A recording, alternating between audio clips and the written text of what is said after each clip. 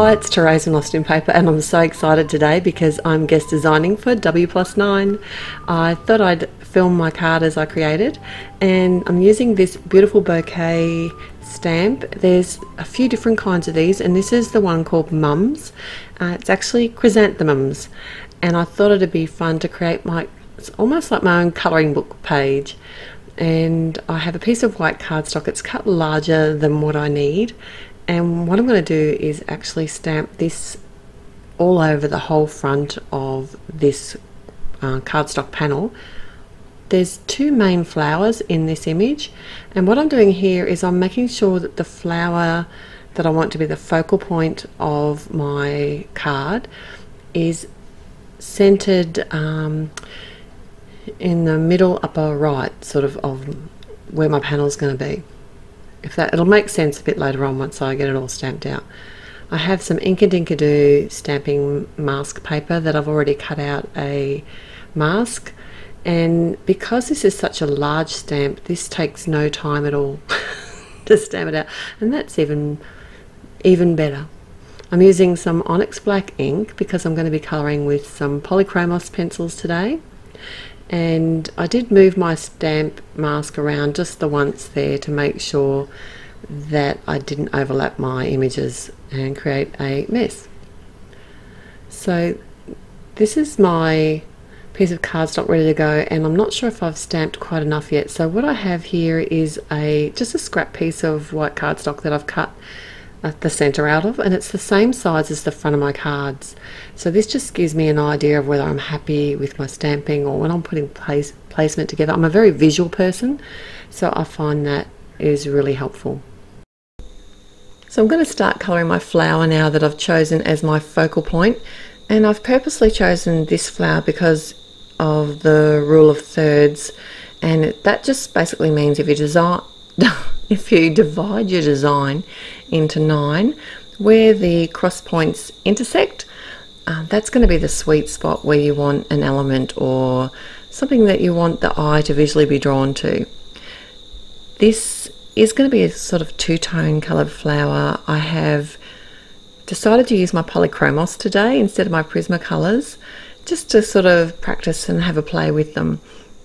The lead in these is oil-based as opposed to a wax base of the Prismacolor. So that means it's actually, the lead itself is harder or sturdier, so they blend a little bit differently to the Prismacolors. And I'm not using any blending solutions today. I'm literally just allowing the pencils to blend themselves.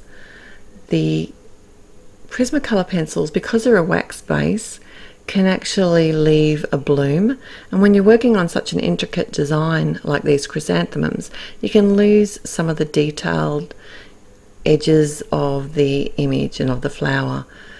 One way that I do get around that, though, if I do use my Prismacolors on an intricate image, is I re-stamp it over the top, and if I know I need to do that, I'll often stamp that image using my Misty tool, and then when I finish colouring, I can come back and stamp over top with the Misty and know that it's going to be in exactly the same space, or in the same place I should say.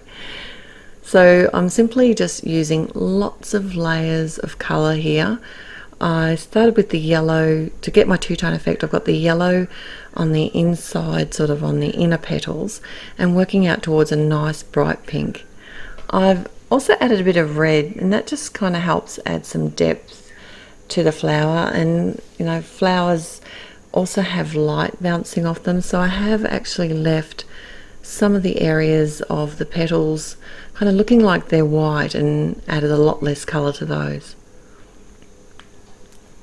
I find it easier if I colour the whole image, and then sort of once I've got the whole lot coloured, I can come back and add my shadows and depth at the end. I just find that I can see where the shadows are going to be a lot easier, but it's whatever you find works for you. For the leaves, I did add some simple colour first, just so I knew which leaves I did want to colour on my whole image, because it is a very busy background panel, and it's hard to tell, but I am actually pressing very softly on these pencils and just allowing the oil-based lead to sort of mix with itself as I'm colouring. I know it might seem dramatic, but I do use a black pencil to come in and just add that bold depth at the end. I'll do it on the leaves and also come back and add it on the petals as well. It's amazing how much of a difference it can make to the whole image.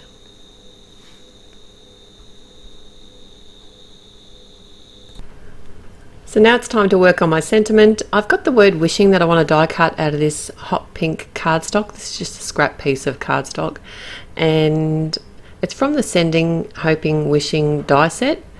There's also a matching stamp set to this as well. It's really, really fun, great, versatile set.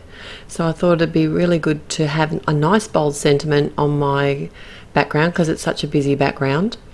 I did also die cut it again from some fun foam, and I've left the die cut in place because I find it holds its shape better, and because the foam is sort of stretchy, by holding it in place I can I don't have to worry about trying to wriggle it and get it all to fit together. So it is the matte medium that I used to adhere it together, so I do like to sort of set a block on it or something on it just for a few minutes until it dries. So I've got my window panel again, my card window panel, and now that all the colouring and everything's done, I can work out exactly where I want to cut my panel down to. So I'm just placing some pencil marks on the actual piece of cardstock, and then I can use my guide wire in my trimmer. It makes it really easy to work out where to cut. I just put a pencil mark, and then if I keep sort of turning my paper around and cutting it from the straight edge, I know that it's going to be square. Now for the second part of my sentiment, I've got just some scrap black cardstock, and using my powder tool and some Versamark ink and stamping out a sentiment from the Sending, Hoping, Wishing stamp set, and then I'm going to heat emboss this in white. Because the background is so busy, I thought that it would be a good idea to have the dark cardstock just to stand out on that sort of colouring book style background. Now my ATG gun, I've finally figured out how to work it. Love it now. I'm actually holding the trigger in and just pulling it off the page, and it just lets go. I love it. I used to have to click, unclick, and it wouldn't work. But anyway, it's all good now, and it's my friend. So I've added that to the back of my panel and adhering that to the front of my top fold card. Got my matte medium yet again, and going to attach my wishing sentiment. And just by having the black fun foam behind that, it just helps that pop on that busy background as well. I'm going to focus everything right up near the center where the flower is on the card front. Just wait a few minutes for that to dry, and then I can add some foam squares to the back of my sentiment strip. And what I do here is I just flip it over where I want it to be, and then I know where to put my foam squares, so that when I turn it over and adhere it down, because the wishing does sit up off the page, I'm not going to put my foam squares in the wrong spot and then have to move them. I learnt that one the hard way. And I can just pop that up on the front of my card. As a final touch, I have some licorice sprinkles, and scattering those on the card front, using some matte medium because I know that's going to hold them in place. I just want to say thank you so very much, W+9 and Dawn, for having me as a guest designer. I've had a blast. So till next time, happy paper crafting.